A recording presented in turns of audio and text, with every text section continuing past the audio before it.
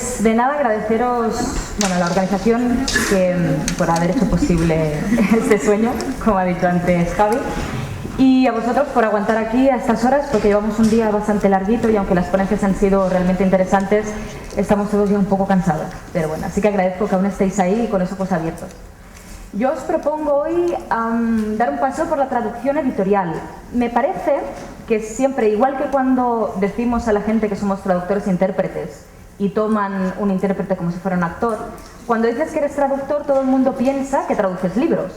Y curiosamente es una rama que no es del todo conocida, o al menos me lo parece a mí, por las preguntas que hacéis a veces por Twitter o mensajes que recibo o emails. Con lo cual espero que esto os resulte interesante. Os propongo a modo de libro, evidentemente, mi charla y se va a basar en varias cositas. Primero, Érase una vez, en la que evidentemente voy a hablar un poquito de mí, poquito, no os voy a dar mucha la brasa con mi vida. Hablaremos de cómo buscar trabajo con editoriales, qué consejos puedo daros al respecto. Cuando, por ejemplo, la editorial demuestra interés, cómo abordar una prueba de traducción, qué consejos tenemos aquí al respecto. Condiciones laborales, una vez nos han dicho que nuestra prueba es brillante y que nos quieren y que no quieren dejarnos pasar en su vida. ¿Qué tenemos que tener en cuenta? ¿Qué cláusulas del contrato son importantes que sepamos, que conozcamos? Tarifas, tema controvertido, espero que no me pase como los de Único y que luego me denuncien por intentar aquí hacer como mobbing o algo. Yo lo que he hecho y lo que luego veréis es me he puesto en contacto con otros traductores, he hecho una encuesta y creo que los resultados van a ser bastante útiles a la hora de juzgar y de valorar cómo está el estado de la cuestión. Manos a la obra, básicamente es cómo abordamos la traducción. Una vez ya tenemos el libro en nuestras manos, ¿qué consejos puedo daros a la hora de empezar a traducir? ¿Qué cosas debemos evitar? ¿Qué errores tenemos que intentar no cometer? Y luego al final, ¿y ahora qué? ¿Qué derechos tenemos? ¿Cómo facturamos? Por ejemplo, un poquito para resumir y para saber qué pasa luego con nuestro libro. Y a modo de epílogo, un poquito de resumen, os hablaré de todos estos compañeros que han participado en la encuesta, quiénes son, un poquito, y los resultados, cómo los hemos analizado. Como os decía, soy Xerefa de Suria, seguramente ya me conoceréis de las redes, no paro quieta ni callada en momentos, soy bastante pesada, si no me conoceréis por una cosa, me conoceréis por otra seguramente. Como ha dicho Hermine, me ha presentado muy bien, soy traductora literaria y audiovisual de inglés y alemán, aunque el alemán supongo que os pesará cuando tenéis una lengua C, por muy activa que la tengáis en la universidad, si no la tocáis mucho luego eso se va olvidando un poquito. Con lo cual trabajo principalmente desde el inglés al castellano y catalán. Realicé un posgrado en traducción literaria y luego un máster en traducción audiovisual. En Twitter soy XerefaDSL, quizá me conozcáis de allí, o de mi página web, que es Las Mil y Una Traducciones, también página en Facebook, del blog En la Luna de Babel, y si no, a lo mejor me conocéis por las traductoras Pin-Up, por Pin-Up Translator, con estas idas de olla que se me ocurren de vez en cuando. Vale, empecemos con lo más interesante, creo que es buscar el trabajo. Consejos que os puedo dar yo aquí básicamente son tres. Como no, nosotros nos presentamos a editoriales, nos ponemos en contacto directamente con ellas. Básico. Hay varias maneras. Sabéis que algunas editoriales tienen una página web y tienen un formulario desde el cual podéis enviarles vuestra información. Podéis hacerlo vía correo electrónico o bien por carta. Yo para editoriales suelo utilizar la carta. Me gusta más el tema papel, quizás ese romanticismo del libro y todo que acarrea un poquito, pero pienso que ellos tengan algo físico vuestro, aunque luego penséis que vaya a estar ahí acumulando polvo, creo que también es positivo. Atentos en librerías. El consejo básicamente es, si os gusta leer, si os gusta un género determinado, estar atentos a lo que se está publicando o a las nuevas editoriales que aparecen, porque a pesar de la crisis están apareciendo muchas editoriales nuevas. Y estas editoriales nuevas, básicamente, aunque sí que hay mucha producción nacional, van a necesitar también traductores. Y sobre todo por estas fechas, hace poco fue la Feria del Libro en Frankfurt, que es la más importante, y donde se negocian muchos derechos y donde las editoriales adquieren muchos de los libros, con lo cual ahora es el mejor momento para activaros y sobre todo para orientaros y para buscar a editoriales nuevas, que son las que van a necesitar más gente. El segundo punto es a través de un compañero o profesor que ilustro con esta foto. para centrarme no solo en el enchufe, sino yo le llamo contacto. Y otros compañeros lo han hablado bastante y bastante bien. Por ejemplo, Irene Vidal lo resumía de una manera perfecta. Si bien es verdad que a veces se cae en el buen rollismo cuando hablamos de los compañeros y ¡ay, qué felices somos, porque somos competencia!, sí que es verdad que podéis conseguir mucho trabajo a partir de ellos. Yo, de hecho, parte del primer libro que traduje fue con una compañera del posgrado de literaria, que iba muy apurada con un libro y me dijo, oye, hazme 50 páginas si puedes, y me sirvió muchísimo de ayuda. Básicamente porque entendí un poquito el proceso que sigue, ella me ayudó en todo momento, luego me dio consejos, me pasó la versión revisada y a mí me fue genial. Y profesores igual, no tengáis miedo en la universidad o incluso que hayáis acabado a poneros en contacto con ellos, a pedirles consejo, porque son profesionales al fin y al cabo, con lo cual os pueden ayudar muchísimo. En ese sentido también, cuando terminé el posgrado de traducción literaria, Olivia de Miguel, no sé si os sonará, es una de las grandes, me puso en contacto con Editorial Planeta y fueron mis 3-4 primeros libros, los hice con ellos. Con lo cual no hay que subestimar el poder, no del enchufe, pero sí del contacto. Y lo último es el caso que no pasa tanto, o yo creía que no pasaba tanto, luego veremos unos resultados que van a sorprender un poquito, es que la editorial o el autor mismo contacte con vosotros. El autor, básicamente me refiero quizá no a autores ahí súper reputados, evidentemente, pero quizá a alguien que esté haciendo su ebook o que ya lo tenga terminado y que quiera una traducción del mismo, con lo cual esta gente muchas veces lo busca traductores por Google, entonces si ven que es una persona que más o menos tiene una buena reputación, te pueden contactar por ahí. Por ejemplo, hace un par de semanas contactó conmigo un hombre que había editado un ebook sobre sus viajes por Latinoamérica o algo así y buscaba un traductor al castellano. O bien la editorial, ya os digo, a mí no me ha pasado, no me ha venido a buscar una editorial, no me ha venido ahí a fichar, pero bueno, no pierdo la esperanza, a lo mejor en un futuro, cuando sea más famosa, entonces lo consigo. Y lo último, que nunca olvidéis que sois traductores. Creo que es un consejo que lo repite mucho José Castro, y es verdad. Tenéis que ser pesados, que la gente sepa que sois traductores. Ya no solo en editoriales, porque en el caso de las editoriales ellos ya saben dónde buscar, pero un particular quizá no sepa dónde buscar. Y es importante que tanto vosotros mismos como vuestra familia, como vuestra pareja, lo que sea, pues mi niña es traductora, pues eso al final queda, ¿sabes? Y cuando alguien busque a alguien, pues sabrán, ¿no? Sí, la fulanita esta tenía una hija que creo que hacía algo así. Casos curiosos, tengo un compañero, por ejemplo, que un día pues salió con sus compañeros a un bar, conoció a una chica y esa chica era la responsable de edición de una editorial famosa en España.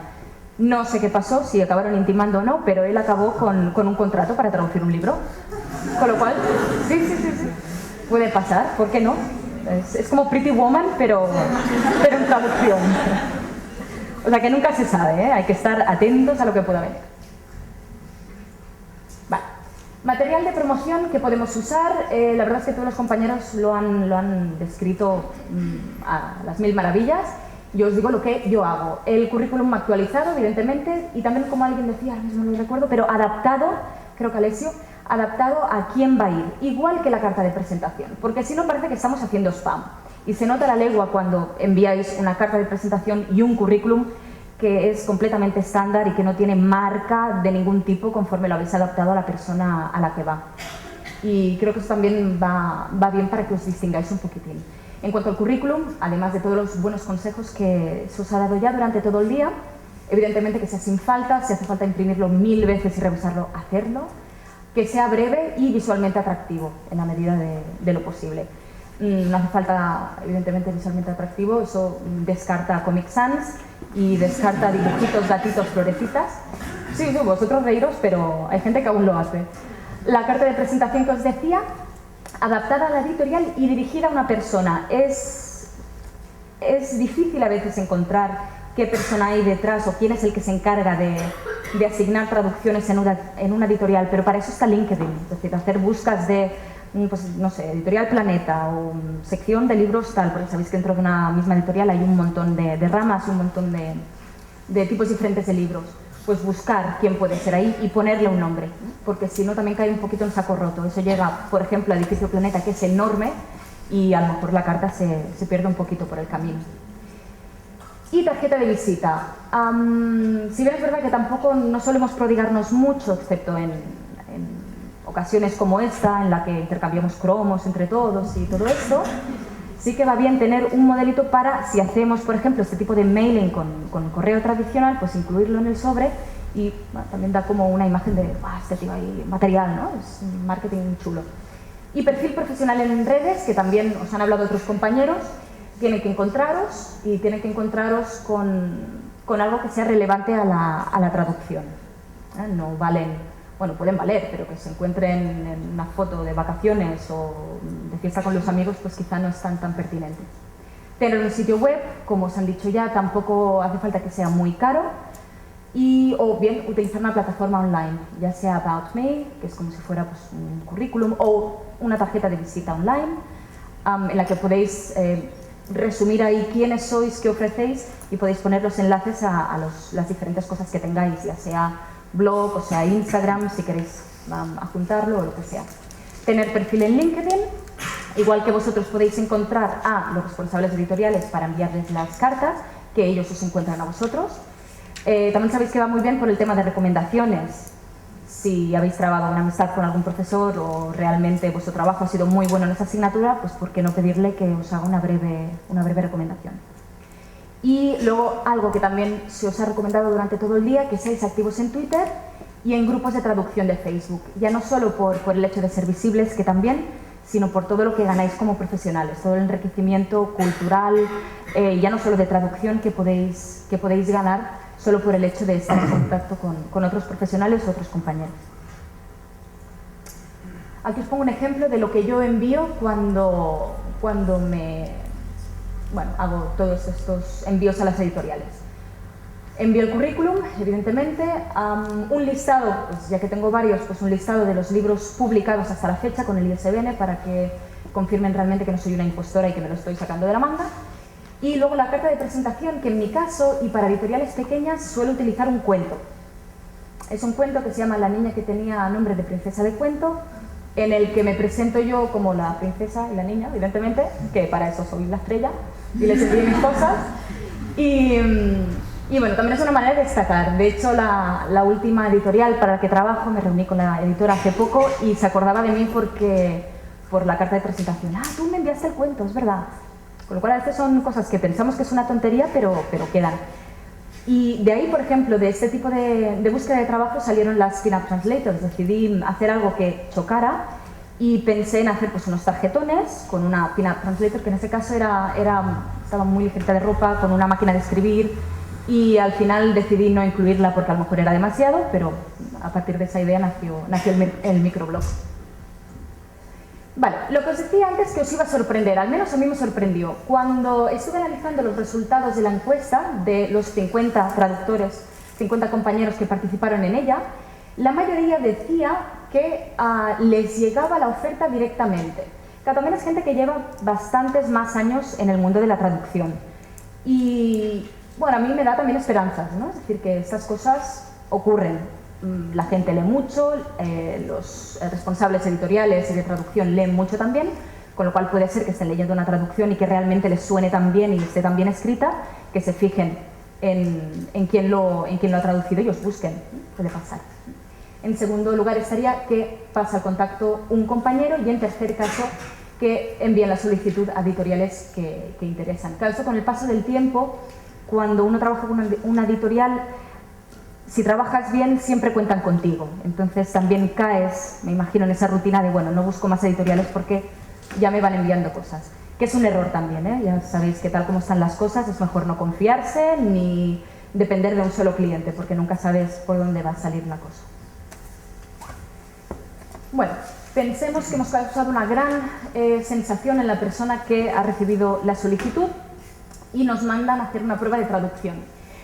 Generalmente en traducción literaria la prueba de traducción son unas 2 o 3 páginas, máximo 6, al menos las que he hecho yo. Suelen enviarte o bien el libro entero, si realmente ya tienen garantías de que, bueno, confían en ti y la prueba más o menos es solo un trámite, o un capítulo para que veáis el estilo el formato y todo un poquito cómo es el libro. A veces nos ponen una fecha de entrega y no quiero decir con eso que sea una trampa, pero no tenéis que confiaros.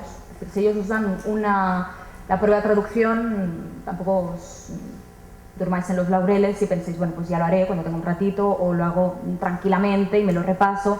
Bueno, sí, pero 2 semanas máximo, más no, porque vosotros os olvidáis del texto y la editorial se olvida de vosotros.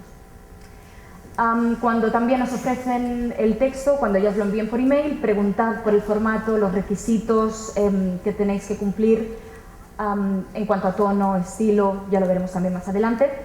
Sobre todo que os vean proactivos, demostrad interés en que esa prueba queréis que salga lo mejor posible, que realmente queréis trabajar para ellos, y lo mejor que hay para eso es realmente preguntar, ¿no? Ser pesados, preguntar.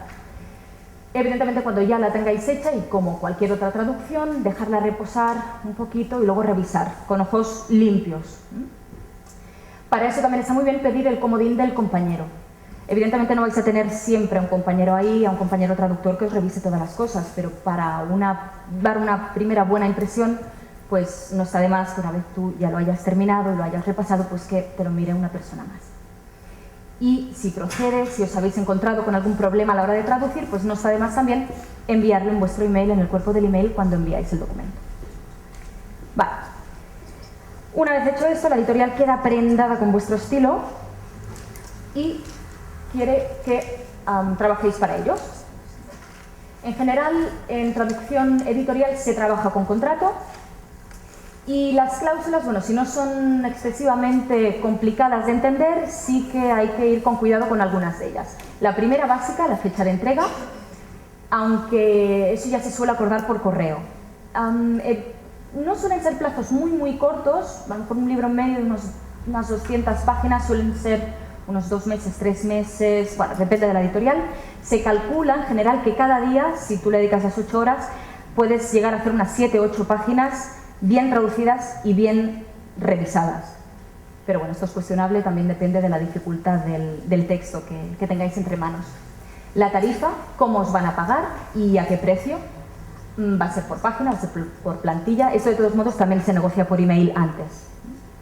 Aseguraros por eso que el contrato esté bien y esté todo bien reflejado. Explotación, me refiero, ¿qué van a hacer con vuestra traducción? Básicamente lo van a hacer todo. Es un tipo de cláusula que a veces suele incluso considerarse abusiva, porque van a explotar vuestro texto durante muchos años, mucho tiempo, en todos los formatos, en todos los países y en el universo y en todos sitios. Cuando salga el libro en Marte también va a estar incluido en ese contrato, todo. Está todo contemplado, lo tienen todo muy bien pensado. Los royalties, es decir, si luego nuestro libro va a ser un superventas, ¿qué vamos a recibir nosotros por ello? Ya os lo avanzo, casi nada. Incluso tengo el caso de un compañero que hizo las 50 sombras de Grey al catalán, y en la primera declaración, y bueno, cuando le tenía que venir el informe de royalties, en teoría no cobraba nada, y eso que fue un gran superventas. Aunque fuera en catalán, pero también se vendió muchísimo. Pero bueno, ellos también se cubren un poquito las espaldas y ya calculan los porcentajes de manera que no tengan que pagarte un pastón. Luego, si hay penalización por retrasos, muchos contratos lo contemplan. Y igual que en las obras, en la construcción, si uno se demora mucho, luego tiene que pagar una penalización, en traducción también pasa. Puede ser que os pidan, bueno, pues si tiene que ser el día 5 de enero, por cada semana que te retrases, pues un 5%, por ejemplo. Puede ser. Miradlo. A veces, esto es una cláusula que viene estándar, ya viene estipulada para todos los tipos de contrato, y no siempre es verdad y no siempre es aplicable. Entonces también está bien que si os surge la duda, cualquier cosa así que lo preguntéis. Es mejor no quedaros con la duda nunca. Y luego revisión y modificaciones, es decir, una vez que entreguéis el texto, ¿qué va a pasar con él? ¿Va a volver a vosotros?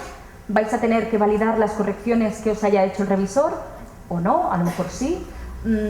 ¿Tenéis que hacerlo vosotros mismos? Si está fatal, ¿nos van a pagar? ¿Qué pasa con esto? Todo esto está reflejado en el contrato y aunque sea un peñazo leerlo, hay que hacerlo con mimo porque eso es vinculante y luego está vuestra firma ahí y podéis tener problemas, que no suele pasar, pero por si acaso. Bueno. Lo que os decía del contrato. Cuando les pregunté a los compañeros, la gran mayoría trabajan con contrato, ¿no? Un 65% trabajan con él, es decir que casi siempre, ¿no? Está todo muy bien estipulado. Tarifas. El tema controvertido, ¿no? Evidentemente, will translate for money. todos estamos aquí, aunque nos encante traducir y se nos llena la boca con soy traductor y en las redes sociales y qué bonito es todo y qué de color de rosa, pero traducimos por algo y trabajamos para comer. Evidentemente, y lo habréis escuchado en muchos sitios, ¿es una actividad bien pagada la traducción literaria? No. No porque queramos ir con abrigo de visón y somos así todos muy posh, sino porque la inversión de tiempo que tú haces para ese libro, el tiempo que le dedicas, pues es mucho y realmente lo que percibes no es tanto. Con lo cual hay muy poca gente que se dedique exclusivamente a traducción literaria. Casi más da traducir un texto sobre motores que traducir un libro, que son cosas completamente distintas. Otra pregunta controvertida: con la llegada de la crisis, las editoriales han rebajado las tarifas y la mayoría también dijo que sí. No, un 10% y otro, un 28%, otro, no sé, debe ser indeciso. Pero básicamente sí que se ha notado y apretan bastante más. Ellos intentan apretar todo lo que pueden. ¿Cómo se cobra y cómo se paga una traducción literaria? En general es por texto meta. Muchas veces el formato que nos envían puede ser incluso un PDF no editable, con lo cual a veces es difícil hacer un recuento exacto de las palabras y de los caracteres, así que prácticamente siempre cobramos por nuestro texto, por el texto final. ¿Y cómo se contabiliza? Hay varias maneras y también depende de la tipología. Pues, por ejemplo, por palabra, aunque no es lo más habitual, porque imaginaros, no sé, los pilares de la Tierra, eso te harías rico si cobraras por palabra. Por una plantilla de 2100 matrices, con recuento de 2100 caracteres con espacios y con recuento de 1800 caracteres con espacios. Amén de otros, por ejemplo, por página. A veces en cómic, en novela gráfica, se cobra por página y no por recuento, plantillas. Y el más habitual, como veis, aplastante, es el recuento de 2100 caracteres con espacios. Luego veréis un trozo de factura para entender un poquito más cómo se contabiliza esto. Pero es de calle el más popular. Y de hecho, con las 5 editoriales con las que trabajo, todas tienen el mismo método, que es lo que también se llama plantilla holandesa, los 2100 caracteres con espacios. Básicamente, horquilla de precios entre 10 y 12 es lo más habitual, máximo que yo haya encontrado 14, aunque bueno, tampoco os hagáis mucho ilusiones, lo siento. Y en cuanto al mínimo, pues echar la imaginación. Aquí en la encuesta dijeron 7, pero yo también he oído 6.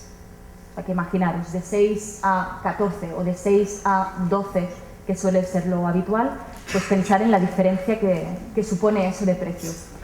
Con la plantilla de 1800 caracteres, lo más normal también es entre 10 y 11 euros. Bueno, aquí es lo que os decía, un fragmento de factura para que veáis cómo facturamos esto, ¿no? Pues este es uno de los últimos libros que hice. Descripción, el recuento de caracteres final del mismo Word, eso no hay que romperse mucho la cabeza, no hay que ir contando, dividido entre la plantilla de 2100, el recuento de páginas totales que salen después de este recuento y el precio, en este caso eran 10. Pues salía 3.871, en este caso nos tenemos que deducir el IRPF, el 21, en mi caso porque ya llevo unos años, si empezáis creo que es menos. Pues eso, le deducimos estos 812 y IVA, en ese caso no devengan IVA. Como os decía Gabriel antes, es uno de estos casos en los que hay que poner la frasecita para que quede claro. Muchas editoriales, de hecho, lo exigen que pongáis la frase, ¿eh? En este caso, operación sujeta a IVA, pero exenta por el artículo tal, de la ley no sé qué, del 28 de diciembre. Entonces hay que dejarlo constar ahí. Bueno. Una vez ya un poquito dejamos el rollo vamos a ver cómo abordamos una traducción editorial. Lo que os decía antes de las pruebas de traducción se aplica también cuando ya vamos a abordar el libro. Pedir las directrices es lo más habitual. Puede ser que ya de entrada la editorial os diga yo lo quiero así, WhatsApp, pero si no, otra vez, preguntadlo. Por ejemplo, formato, ¿qué tipo y cuerpo de letra quieren? Hay algunos que Times New Roman, otros quieren Cambria, otros quieren Arial. Qué tipo de interlineado, los guiones, si quieren que sean medios o sean largos, que no es lo mismo, qué hacer en la separación de escenas, si, bueno, sus lectores sabéis que muchas veces para separar escenas se ponen unos asteriscos, si ellos quieren que hagáis eso o no, o que el justificado o la sangría, eso tiene que quedar claro primero. Parece una tontería, pero no lo es, porque si no cumplís esto, luego vuestro libro, además del revisor, va a pasar por un maquetador. Y ellos no van a pagar más horas de maquetador porque vosotros os hayáis equivocado con esto. Entonces os lo van a devolver y creedme que tener que cambiar algo así de sopetón es bastante pesado y no os lo van a pagar, evidentemente.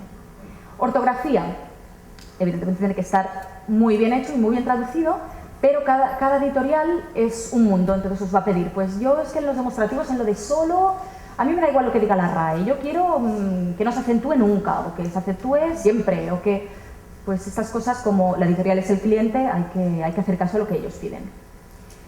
El tono, una cuestión controvertida. Controvertida porque, claro, nosotros queremos ser también muy fieles al original y muchas veces la editorial nos dice, es que cuidado con joder y con coño porque queda muy fuerte, entonces a lo mejor el lector se asusta y es mejor cambiarlos por mierda, caray o algo así. Entonces puede ser que os pidan algo así y aunque en el texto diga, el tío está diciendo vete a tomar por culo y tú me has dicho que no lo puede usar, pues hay que acatar lo que nos digan. Y en el estilo, precisamente por lo que os decía antes, que la explotación de esa traducción va a estar ya en todo el mundo mundial, evidentemente no va a ser solo para España, sino también para Latinoamérica, muchas veces, pues eso, ¿no? Te insisten sobre todo que no uses palabras muy españolas, como un genial, pues utiliza fantástico, o ese tío, pues tipo hombre, en lugar de flipar, alucinar, chorrada, tontería, o en lugar de un vale, un de acuerdo, porque si no, acá nosotros estamos muy acostumbrados, pero una persona que viva a lo mejor en México, pues eso le resulta muy español. Cuidado con la inversa, el verbo coger, que seguramente ya sabéis lo que significa, o algo que me sorprende mucho, chaqueta, que significa masturbación en México. Yo no sé en qué contexto eso puede ser malinterpretable. No sé, en plan, cógeme la chaqueta, no ¿sabes? Puede ser una cena de bar, oye, cógeme la chaqueta. Bueno, pues cuidado, ahora ya seguro que no se os olvida. O sea, cuidado con coger y con chaqueta. Y otra cosa que muchas veces hablamos los traductores literarios o nos preguntan, ¿pero os leéis todo el libro antes? Yo no porque no tengo tiempo. Y ya no solo eso, sino que, vale, ¿de qué te sirve leerlo todo? Evidentemente conoces a los personajes, la historia, pero cuando tú lees así todo el libro y rápido, tampoco entras en detalles. Con lo cual realmente no coges bien toda la enjundia de la cosa. Entonces yo lo que recomiendo al menos es leer sí un capítulo entero antes de empezar a traducirlo, que sí que te da esa esencia para saber cómo abordarlo. Y luego, muy interesante y muy importante, anticipar cuestiones de traducción, y por cuestiones me refiero a problemas o cosas que nos vayan a traer problemas. Por ejemplo, tratamiento entre personajes, la idiosincrasia, quizá uno es muy vasto, pues le tendremos que hacer hablar de una manera, o no, o es muy pijo, pues entonces habrá que adaptarlo de otro modo. ¿Qué más? Por ejemplo, que haya vocabulario inventado. Si es una obra de ciencia ficción, pues habrá palabras que tendremos que sacarnos nosotros de la chistera, entonces tendremos que seguir también un sistema para eso, ¿no? Y darle una coherencia a la novela. Pues todo eso tenéis que anticiparlo un poquito y ver, pues esto me va a traer problemas, pues me lo apunto o intento darle vueltas mientras no traduzca, intento pensar cómo soluciono eso. Vale, ahora algo tan físico como, al menos cómo traduzco yo. Yo prefiero, muchas editoriales además del PDF os envían el libro físico a casa. Yo si me lo envían en PDF me lo imprimo siempre y a mí me va muy bien trabajar con el atril. Bueno, le llamo atril, pero en realidad es de Ikea, era un portafotos. Pero a mí me funciona, no me hace falta un atril de estos de madera, de roble, ni nada así muy elegante. Hay gente que traduce directamente con el PDF o el Word o lo que sea y luego la traducción, yo funciono más así. Pero bueno, evidentemente cada uno tiene su sistema y esta es la disposición al menos que tengo yo cuando trabajo. El hecho de tenerlo físico, el original, me permite, pues si me leo primero el capítulo o lo que sea, pues marcar, subrayar, intentar entenderlo, sacar todas las cosas que pueda.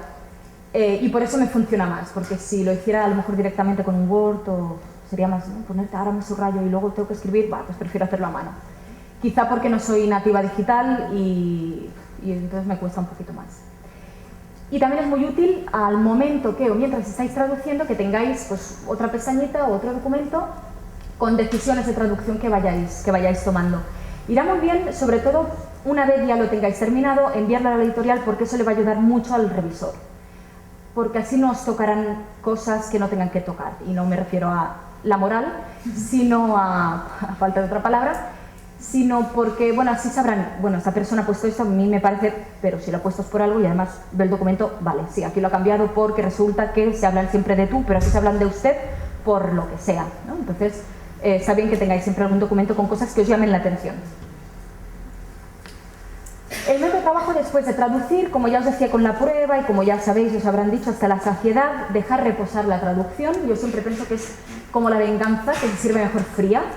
Pues lo mismo, la traducción igual. Cuando tú estás tan metido en el texto, hay cosas que no ves. Con lo cual es mejor abordar la traducción una vez ya está todo terminado y está un poquito olvidada y entonces la encaráis de otra manera. A la hora de revisar también va muy bien tener una lista con los pasos en los que queréis centraros. Es decir, pasar el corrector ortográfico, vale, eso tendría que ser de cajón, pero bueno, mejor os aseguráis. Que este libro es un poquito complicado, pues vigilar que hayáis escrito bien el nombre de los personajes, que el formato esté bien. Hay cosas que son muy sistematizadas, pero por ejemplo al principio pues va bien que tengáis una lista con todo lo que queréis hacer. Además os encontraréis que cuando estáis traduciendo a lo mejor hay algo que no podéis o no sabéis resolver al momento. Pues una manera que tengo yo por ejemplo de marcar esto es con un asterisco, que es un símbolo que no suele estar en la novela, a no ser que sean notas del traductor. Y entonces en este caso, pues en la parte final, pues entonces voy buscando los asteriscos y digo, ah, vale, esto no lo había resuelto, a ver qué me parece ahora. Entonces también va bien, en lugar de enfrascarte con un problema, déjalo y luego ya al final lo revisas todo. Imprimirla en papel sí cuesta revisar en pantalla, lo que os decía, al menos yo a mí en pantalla se me escapan muchas cosas, pues prefiero llevarlo a imprimir a una copistería o imprimirlo en casa o lo que sea y veo muchos más gazapos de los que encontrarías si fuera en pantalla. Y luego la revisión, pues igual que os decía de leer, que es difícil leer todo el libro entero antes y que yo lo hacía por capítulos, la revisión también, y básicamente porque es menos pesado que si tenéis todo el libro y hoy voy a leerme la mitad, voy a revisar la mitad. Además de que tampoco se puede, pues es mejor hacerlo así, poquito a poquito, ir fraccionando y es mucho más ligero. Bueno, para terminar este apartado de cómo abordamos la traducción, os dejo aquí el decálogo del traductor literario, que apareció en la linterna del traductor hace un tiempo, y me parecen unos consejos muy acertados. El primero es la humildad. Choca un poquito, también le llaman fidelidad al texto, y es que no hay que tratar de ser más brillante que el propio autor. Puede ser que no nos apasione el libro, que no nos apasione la manera de escribir de esta persona, que digamos, pues es que siempre dice lo mismo, es que siempre utiliza las mismas palabras, o es que cansino. Pero es el estilo del autor. ¿Hasta qué punto nosotros podemos tocar eso? Puedes variar un poquito, pero si utiliza consistentemente la misma palabra, pues oye, a lo mejor quiere decirnos algo con eso. Y eso lo ilustra muy bien esta imagen, ¿no? We're sometimes tempted to beautify the text we're translating, let's not. Si el texto es como es, pues hay que respetarlo también. Sensatez. Algo que siempre se dice, que el traductor tiene que dudar por sistema. Y es verdad, si hay algo que nos extraña muchísimo, que decimos que esto no tiene sentido, a lo mejor es que los que fallamos somos nosotros, y no el texto o no el autor. Así que cuidado, dudad siempre y no traduzcáis lo primero. Bueno, a mí me parece que es esto, pues si cuela, y si no me la... Pues no, ¿vale? Ir con cuidado y dudar. Punto tercero, sentido estético. Vale, evidentemente tenéis que traducir el contenido y que no se os escape nada y ser perfectos y todo eso, pero tenéis que también tener en cuenta cómo escribe ese autor. Si ese autor pues escribe muy bien y utiliza pues, muchas paráfrasis o algo así, pues todos estos recursos estilísticos tenemos que tenerlos en cuenta también. Quizá, como sabéis, no sea siempre traducible en un 100%, pero se compensa. Una cosa que pierdes en un lado, lo compensas en otro. Pero bueno, eso ya lo sabéis, ya sabéis cómo va esto de las teorías de traducción, aunque fuera una asignatura muy aburrida, pero es aplicable a esto. Paciencia, lo que os decía de revisar. Al acabar de traducir, olvida tu versión y borra de tu mente el original. Haz una última lectura sin tener presente más que tu sentido lingüístico y literario. Tómate todas las libertades que quieras con el texto hasta hacerlo completamente tuyo. Si cuando has traducido tú ya has traducido el contenido. Lo más normal, si por ejemplo vas apurado, es que caigas mucho en la literalidad. Pues cuando haces la revisión, si la haces con tiempo, esmérate en a lo mejor cambiar una expresión que dices, es que esto sonaría mejor de otra manera. Y seguramente os pase, si hacéis la revisión tranquilos, os daréis cuenta de que hay muchas cosas que cambiáis y que dices que aquí me he pegado mucho al texto. Pues es el momento de darse cuenta y de hacerlo. Cultura. Evidentemente los traductores entendemos muchas cosas y no es que seamos superhéroes, pero sí que debemos tener cientos de horas de lectura, cientos de horas de vuelo y de experiencia.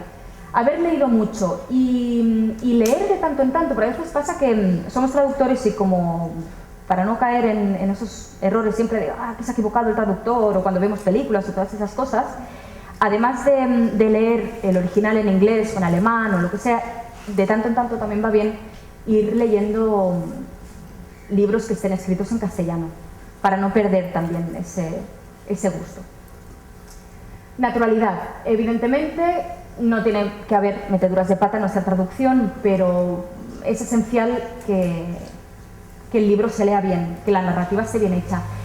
Y yo pongo también mucho énfasis en los diálogos. Para mí los diálogos son esenciales y como tienen que reflejar una conversación, realmente es de lo más natural que tiene que quedar. Y va muy bien en este caso leerlo en voz alta. Para mí es de las cosas que mejor funcionan. El séptimo punto de este decálogo, que apareció en la linterna, decían que hay que tener buena pluma. Si no tienes talento para escribir con gracia y soltura en tu propio idioma, no podrás ser nunca un buen traductor literario. Solo el que escribe bien traduce bien. Bueno, la primera parte quizás es un poquito demasiado. Yo no me considero aquí una poetisa ni una gran escritora, pero bueno, al menos sí que tener inquietud y que te guste escribir, yo creo que es básico. 8. Dominio de tu lengua. No basta, ya lo sabéis, para ser buen traductor o para ser traductor a secas, no basta con ser bilingüe, sino realmente dominar la lengua de llegada y dominar el castellano, saber jugar bien con ella. No podemos solo pensar que con dominar el inglés y el francés, no, ya está, hay que saber escribir bien. Actualidad.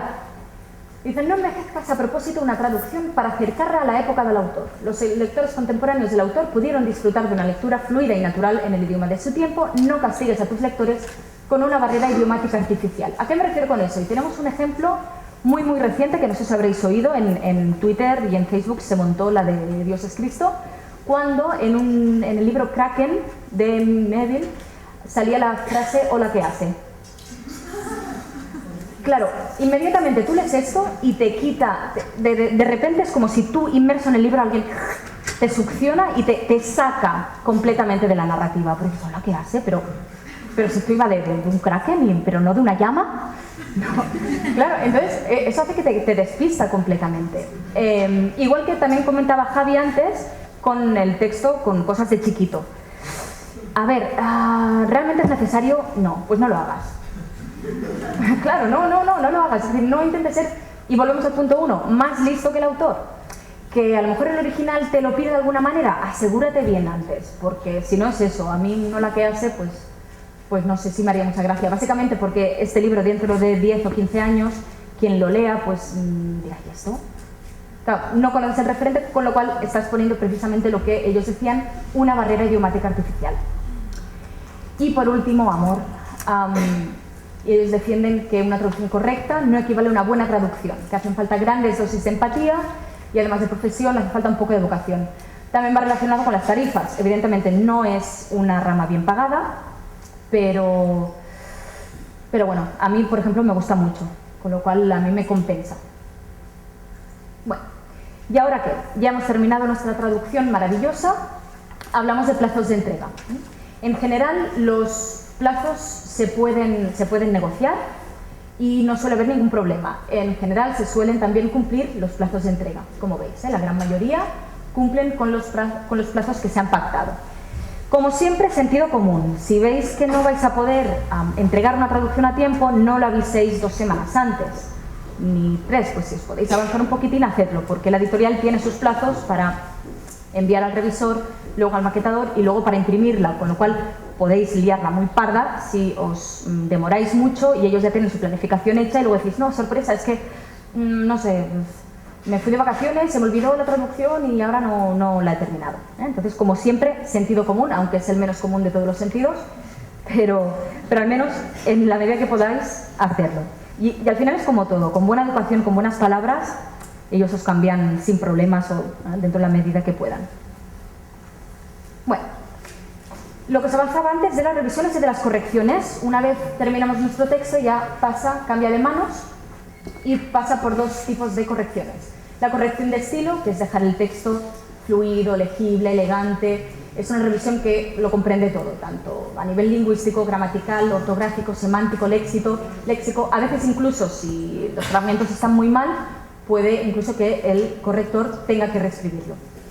Y a veces, pero no siempre, se coteja con el original. Es algo que nos puede sorprender porque dices, bueno, sí que confían en nosotros, ¿no?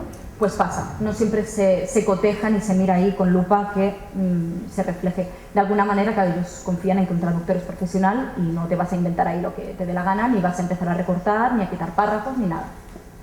Y luego la corrección de galeradas, que es dejar el texto más conforme al estilo de la editorial, ya sea en cuestión de formato, de diseño, y corregir erratas que se hayan quedado atrás en otro tipo de revisiones, o gazapos o cambios que hayan que ponerse.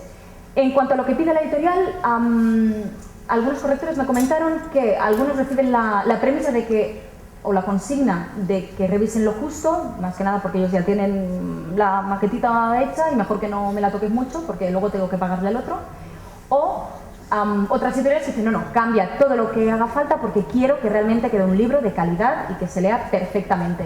Y lo curioso de eso es que las tarifas no suelen ser muy distintas. Pensar que un corrector, si nosotros ya decimos que el traductor cobra unas tarifas cuestionables, el revisor corrector cobra 1/3 de eso.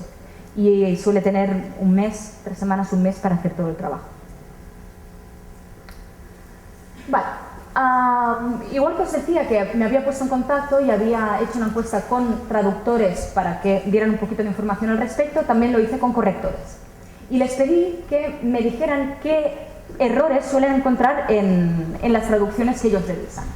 Y si hay comunicación con el traductor, si tienen que luego darle feedback a la editorial en el sentido de este es malísimo, no vale ni para estar escondido, no sé, ¿no? Algo así. En general no suelen pedir feedback, ¿no? Solo en los casos en los que la calidad realmente sea tan mala que el revisor ha tenido que cambiar un montón de cosas. Errores recurrentes que suelen encontrar. En traducciones aceptables, fijaros que yo no os digo buenas o muy buenas, ¿eh? En traducciones aceptables, errores típicos, pues construcciones calcadas. A lo mejor el traductor por prisas pues ha ido más literal, se ha pegado más y utiliza el pastel que Pepe se comió en lugar del pastel que se comió Pepe, que sería una estructura más natural nuestra. Construcciones regionales, en este caso sería vete a pastar, no sé si sabéis localizarla. Es catalán, es ves a la pasta fan, que sería un vete a la mierda. Bueno, pues puede ser que a nosotros nos suene bien, a qué momento no piensas. A mí me pasó con una palabra, creo que era tornavís, y él utilizó un tornavís y me lo marcaba el corrector y digo, no, tornavís, sí está bien, y luego era destornillador. Pero claro, es eso, hay palabras que tienes tan arraigadas en tu idioma que a veces en un primer momento no ves el error. Y luego el abuso de pronombres personales. Sabéis que en castellano, evidentemente, va todo con flexión verbal, pero ¿cuántas veces o habéis visto vosotros traducciones con yo, o ella, o lo que sea, y al final parece más un rap que una traducción? Luego, en traducciones que no sean tan buenas, que la redacción sea pobre en general, que haya un exceso de frases pasivas, y es por lo mismo, porque nos pegamos demasiado, tenemos demasiado miedo a apartarnos. El uso incorrecto de posesivos, pues no sé, toma mi mano, coge mi mano, en lugar de cógeme, bueno, no hemos dicho que coger, no se utilizaba, mi chaqueta. El uso de falsos amigos o fallos de concordancia, incluso como la gente son. Pero bueno, se pueden encontrar. Y redunda más o menos en lo que ya había dicho antes, que es importantísimo que se domine el castellano, porque entonces estas cosas no pasarían tanto. Otra pregunta controvertida. ¿Hay comunicación con el traductor? No la hay. No la hay. Yo creo que es una pena y los correctores dicen lo mismo. Para el traductor, si hubiera más comunicación, podría corregir errores recurrentes, sobre todo al empezar, cuando no tenéis no tenéis rodaje ni tenéis experiencia, pues está muy bien que alguien os diga, oye, ¿te has fijado que utilizas mucho la en lugar de le? O que tiendes a abusar de esta expresión, por ejemplo, y a lo mejor no nos damos cuenta porque forma parte de nuestra manera de hablar. Con lo cual eso estaría muy bien, tener ese tipo de comentarios sobre la faena que uno mismo hace. El corrector, por otro lado, evitaría cometer errores en su trabajo, como cambiar algo que el traductor haya puesto expresamente. Por eso os decía lo de, al menos, si no hay comunicación directa, pues tú como traductor no te cuesta nada tener ese documento con cosas que a ti te hayan llamado la atención. Cuando, por ejemplo, el plazo es muy apurado en el caso de bestsellers y tenéis que hacer entregas parciales, pues en ese caso el corrector puede ir corrigiendo sobre la marcha y evitar que caigas en errores futuros. Con lo cual también es una manera de reducir tiempo y de mejorar calidad, pero al final el tiempo es dinero, los plazos son apurados y hay muchas editoriales incluso que no tienen ni mucho interés. Para ellos incluso muchas la revisión es un mero trámite, hay muchas incluso que se saltan ese paso y así sale lo que sale al mercado, pero bueno, es lo que hay, ¿eh? Al final el dinero es lo que lo mueve todo. Y como se avanzaba antes, en la profesión de corrector, si ya la nuestra a veces es poco valorada, la suya lo es aún menos. Me he encontrado, hará unos meses, por primera vez creo, en un libro que hacían mención al corrector, pero en general ni existe. Si ya nosotros nos quejamos de que somos invisibles, imaginaros ellos. Y lo que os comentaba antes del precio, ¿eh? Cobran un tercio más o menos de lo que cobra un traductor y prácticamente siempre sin contrato. Bueno, lo que os decía, el texto no suele volver al traductor, salvo por cuestiones de formato y maquetación o errores que sean realmente graves. En el caso del revisor dice, bueno, yo tiro la toalla, esto es infumable, se lo veis al traductor y que lo mire, o hay que encargar otra traducción nueva. Pero salvo en pocas ocasiones no suele volver a ti. Y luego que no hay feedback sobre la traducción. Hay editoriales que sí que lo aconsejan, pero la mayoría no, ¿eh? Con lo cual ya os olvidáis de vuestro libro hasta que lo publican y os envían los documentos o los libros justificativos. Y en cuanto a la encuesta, pues tal como lo veis, suelen las editoriales pedirte el visto bueno de las correcciones, pues el 26% dice que nunca, el 24% dice que pocas, y luego hay un poquito ya de disparidad en cuanto a muchas veces o siempre, ¿no? Pero en general no suele pasar. Volvemos al dinero. ¿Qué pasa cuando enviáis vuestra traducción y la factura en el mismo email, todo bien puestecito, para que no se lo olvide a nadie? Aunque bueno, luego también pasa, como siempre, que pierden las facturas y si te la han enviado en PDF en un email, ¿cómo se ha podido extraviar? Es como el misterio de los calcetines en la lavadora, lo mismo, que desaparecen, ¿no? Bueno, pues aquí lo mismo. La forma de pago suele ser prácticamente siempre, bueno, no hay ni discusión, que es el pago total cuando ya habéis entregado el manuscrito. Muy pocas veces se hacen un anticipo o se hacen parciales. En general, casi siempre es una vez terminado. En este caso, el 83%, ya veis, es mucho. Y luego, ¿cuál suele ser el tiempo transcurrido entre la entrega del trabajo y el pago total? Pues más o menos es un 50, no, un 46% a los 30 días y un 42% a los 60. Pues es que más o menos 30-60. Esto es algo con lo que están jugando las editoriales ahora con la crisis. Alargar, quizá no bajan el precio, pero sí que alargan el plazo de pago. Derechos. Lo que decíamos antes, si mi libro se vende mucho, voy a ver algo de dinero, ya suelen ellos cubrirse las espaldas para que eso no suceda. Y de hecho es curioso comprobar que cuando nosotros cobramos la traducción, eso de alguna manera cuenta como si fuera un anticipo.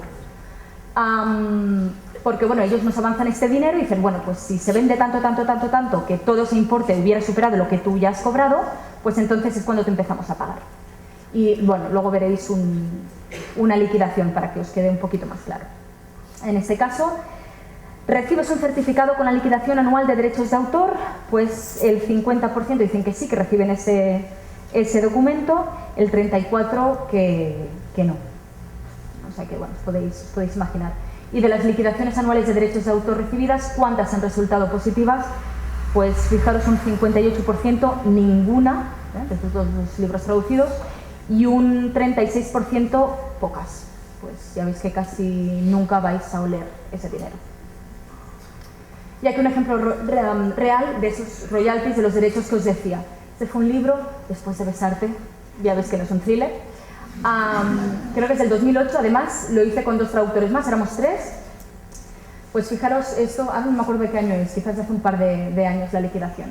Pues todos los volúmenes que había a la venta, los que se vendieron al final, los que se devolvieron a la editorial, la liquidación y abajo del todo, pues lo pone bien clarito, ¿no? Dice, liquidacions pendents d'anys anteriors. Esto sería lo que yo cobré, es a lo que subió mi parte o la factura que yo les entregué, ¿no? Serían pues 848,79. Y sale en negativo porque ese dinero a mí ya me lo han pagado, pero me lo han pagado por mi trabajo, lo que ellos consideran de alguna manera el anticipo. Como la liquidación fueron 10 céntimos, pues aún quedan estos menos 848,69. O sea que a no ser que ahora vayáis como locos a comprar ese libro porque es Divino de la Muerte, no voy a ver más dinero por él. Bueno, y termino con lo que os decía antes. Todos estos compañeros que tuvieron a bien contestar la encuesta y participar y decir realmente lo que pensaban sobre la traducción editorial, como siempre, más mujeres que hombres. Poca disparidad por eso, no hay mucha diferencia. En cuanto a edad, pues veis lo mismo también, un 44% entre 36 y 45, el 26 a 35, un 16 de 46 a 55. Parece que, bueno, quizá es una actividad que se aborda cuando uno lleva ya unos años más. Pero que eso no os desanime, por favor. Asociaciones a las que pertenecen o pertenecemos los traductores, la gran mayoría a CEP, que es más especializada o es más común para traductores literarias, o los que no pertenecen a ninguna. Bueno, ahí ya cada uno. Luego sería CETRAT y APTIC, ¿no? En el caso de aquí. Luego hay algunas, la gallega, la vasca, bueno, hay un poquito de todo. Y en cuanto a entidad de gestión, está Cedro. Yo no sé si alguno de vosotros ya habéis traducido algún libro. La editorial se tiene que encargar de registrarlo y de ponerle su ISBN y todo bien puestecito. Y luego, cuando se produce, porque se puede producir la copia privada de alguna de tus obras, Cedro se encarga directamente de mirar dónde se ha producido esa copia y a ti te integran el importe correspondiente. Con lo cual, quizás si tenéis poco traducido no importa, pero en mi caso yo descubrí que estaba Cedro cuando ya había traducido unos 10 libros y la primera liquidación para ellos fueron 500 euros, con lo cual fue como la lotería porque no me esperaba nada de dinero. Ellos se quedan con un tanto por ciento, pero no hay que pagar nada para pertenecer, con lo cual está muy bien tenerlo presente. Y bueno, más, combinación lingüística, es un poquito de todo. Hay, como veis, y como no, siempre es inglés y español, es lo que más tirada tiene. Después estaría otro, no sé si será Klingon francés o, no sé, francés Navi o algo así. Sí. Francés a español sería el segundo, catalán a español, inglés a catalán, bueno, un poquito de todo, solo por curiosidad. Y géneros, también un poquito de todo. Están empatados a 3, novela juvenil, ensayo, otro, no sé, otra vez, y luego pues estaría divulgación, novela negra, romántica. A la zaga iría novela erótica, supongo que es porque es algo bastante nuevo y hay menos gente dedicada a eso. A lo mejor deben ser solo los libros que he hecho yo y me han tocado todos a mí, no lo sé. Sí, es el más pequeñito. Bueno. Y luego, tiempo dedicado a la literaria. En general, lo que os decía, no suele haber mucha gente que se dedique al 100% porque es muy sacrificado y aunque sí que es muy satisfactorio, pues quizá para comer y pagar tu hipoteca no basta. Básicamente aquí tendríamos un 26%, dedican menos del 5% de su actividad laboral a la traducción editorial, luego 22, entre el 25 y el 50, y sí que tendríamos este 22 último que se dedica al 100%, ¿no? Pero no es lo más habitual. Y bueno, por último solo deciros que aunque hemos hablado de tarifas, os he dicho cómo estaba la cosa, que no os desaniméis, que seáis muy pesados cuando pidáis trabajo, porque hay trabajo, el trabajo está. Y eso, que insistáis, o sea, que seáis como el pesado de discoteca, que se espera a último momento y quiere rollo no, y tu amiga no, y la otra no. Pues eso, porque al final habrá alguien que le dirá que sí. Lo mismo, ¿no? O el niño en el súper cuando le piden una chuchería a su madre. Es decir, ser pesados, ser cansinos, porque al final alguien os dirá que sí, alguien os hará caso. Y nada más, que terminando como un libro o como un cuento, que traduzcamos felices y comamos perdices.